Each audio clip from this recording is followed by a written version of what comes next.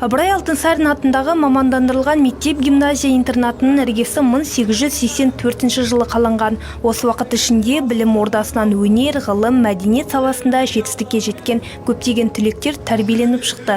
Айтулы датаға орай балалар шығармашылық үйі ғимаратында мерекелік концерт ұйымдастырылды. Салтанатты шара қазақ даласында ағартушылық жолды қалыптастырған Ыбырай Алтынсаринге арналған қойылымнан басталды. Өз мектебіміз болады. Бұл біздің қазақ халқының 40 ғасыр күткен арманы.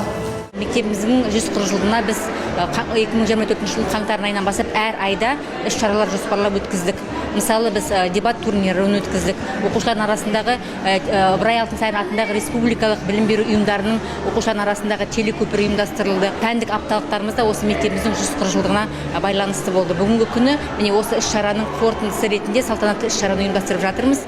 Концерттік бағдарлама аясында білім ордасының дамуына үлес қосқан ұстаздар ардақталды. Гүлмира Тасанова мектептің 1992 жылғы түлегі, жоғары оқу орнының қазақ тілі мен әдебиеті мамандығы бойынша тәмамдап, Алтын ұя мектебінде 28 жыл қызмет еткен. Бүгінде Астана қаласында жұмыс істейді. Шәкірттері халықаралық республикалық олимпиадалар мен байқаулардың жүлдегерлері. Арнайы Астана қаласынан келіп отырмын. Шында да